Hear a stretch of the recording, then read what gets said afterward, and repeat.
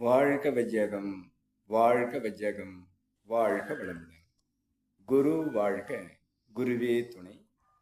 அருள்நிதி பேராசிரியர் அன்பழகன் திருவண்ணாமலை. அனைத்து அன்புள்ளங்களுக்கும் வாழ்க வளமுடன். குருவின் நினைவில் நின்று சித்தர் சிவவாக்கியரின் ஒரு பாடலை நாம் சிந்திக்கலாம். காவியும் சடைமுடி கமண்டலங்கள் ஆசனம் தாவி ருத்ராட்சரம் யோகத்தண்டு கொண்ட மாடுகள் தேவியை அலையவிட்டே தேசமெங்கும் சுத்தியே பாவி என வீடெல்லாம் பருக்கை கேட்டு அலைவரே. வாழ்க வளமுடன். சிவவாக்கியர் அவர்கள் சாமியார் வேடமிட்டு வீடெல்லாம் பிச்சை எடுத்துக்கொண்டு தேசமெங்கும் திரியும் அந்த ஆண்களை யோக தண்டு கொண்ட மாடுகள் என்று திட்டுவதாக இப்பாடல் அமைந்திருக்கிறது. காவி, சடைமுடி, கமண்டலங்கள், ஆசனம்,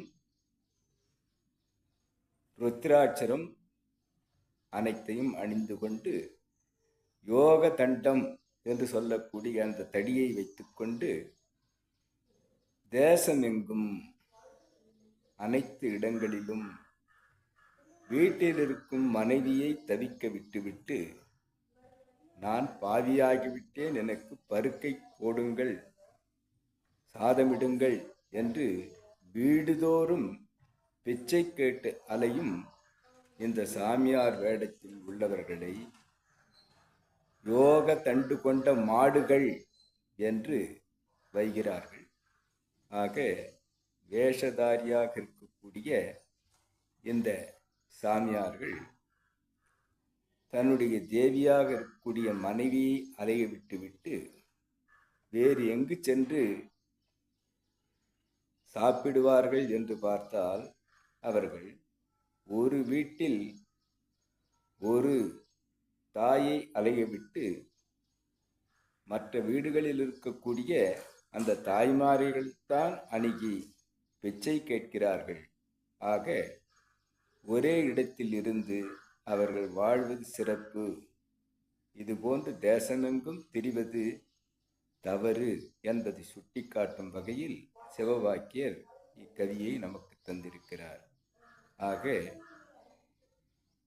குடு இன்பம் குடும்பம், குடும்பத்தை விட்டு யாரும் இது போன்று வேஷம் அணிந்து கொண்டு தன்னுடைய மனைவியை மக்களை அலையவிட்டு சாமியாராவது அது சிறப்பு அல்ல, அனைவருக்கும் துன்பத்தை ஏற்படுத்துவதாக இருக்கிறது என்பதை சுட்டிக்காட்டும் வகையில் இக்கவியை புனைந்திருக்கிறார் சிவவாக்கிய சித்தர். இதுகாரும் செவிமடுத்த அனைத்து அன்பு உள்ளங்களுக்கும் இவ்விளக்கத்தை என்னுள் ஏற்படுத்திய இறைநிலைக்கும் இவ்வழியை எனக்கு சொல்லிக் கொடுத்து கொண்டிருக்கக்கூடிய எனது குரு வேதாத்ரி மகரிஷிக்கும் கவிதந்த சித்தர் சிவவாக்கியருக்கும் நன்றி நன்றி நன்றி. வாழ்க வளமுடன் என வாழ்த்தி நிறைவு செய்கிறேன். வாழ்க வளமுடன்.